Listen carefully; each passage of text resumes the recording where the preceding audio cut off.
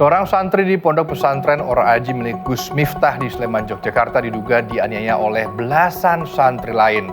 Pemicunya karena santri tersebut dituduh mencuri uang hasil penjualan air galon pondok. Karisma Dea Radea, seorang pemuda berusia 23 tahun dianiaya oleh belasan orang terdiri santri juga pengurus Ponpes Ora Aji. Pondok yang merupakan pesantren asuhan Miftah Maulana Habibur Rahman alias Gus Miftah. Terjadi Februari 2025 saat pemuda ini pun masih mondok di Ponpes di daerah Kalasan, Sleman, Yogyakarta ini. Dilaporkan ia dikeroyok, dipukuli, hingga diikat, bahkan disetrum. Karisma diperlakukan tidak manusiawi atas tuduhan mencuri uang Rp700.000 hasil penjualan usaha air galon yang dikelola pondok. Terus diikat, terus disetrum. Jadi yang jelas yang besar ya itu. Diikat, dipukul, disetrum. Berapa kali, Pak? Peristiwa itu 2 kali. Jadi yang kedua itu yang lebih menyakitkan. Yang diikat pakai tali, terus dipenteng seperti salib, terus kemudian disetrum. Dilakukan berapa orang, Pak? 13 orang. Entah itu bergantian atau apa kan nanti detailnya di BAP. Itu semua santri atau gimana, Pak? Iya, internal di dalam. Nanti di ruang di dalam. Dugaan penganiayaan dilaporkan sudah diproses dan 13 orang pun telah ditetapkan tersangka. 5 diantaranya masih termasuk di bawah umur. Semua tidak ditahan atas permohonan pondok pesantren. Si korban ini itu diduga melakukan berapa kali melakukan pencurian ya, di dalam pondok itu.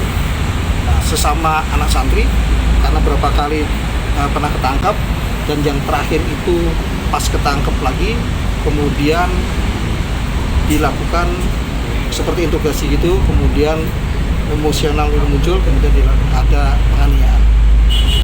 Mengajukan penangguhan penahanan diantaranya sebab sejumlah tersangka merupakan santri aktif. Pihak Pondok Pesantren Ora Aji pun sejatinya berkukuh membantah adanya penganiayaan. Pondok sekali lagi atau yayasan sekali lagi memfasilitasi dengan cara apa? Tergerak secara moral dalam rangka untuk menanggung biaya pengobatan. Ya, kalau itu benar ada pengobatan, katakanlah begitu. Nah, berapa angkanya? Kami dari yayasan menawarkan angkanya 20 juta. Tapi sekali lagi itu tidak pernah bisa diterima sampai akhirnya upaya mediasi berulang kali itu menjadi gagal. Justru karena pengakuannya makanya terjadi yang aksi spontan itu. Jadi ya izin ya, itu tidak dalam posisi yang terus dikeroyok dalam rangka dilakukan interogasi, itu enggak. Pengakuan itu dilakukan antara person to person saja. Jadi perwakilan dari santri saja. Nah, informasi itulah yang akhirnya nyampe lah kepada santri-santri yang lain yang secara spontan melakukan ya spontanitas saja.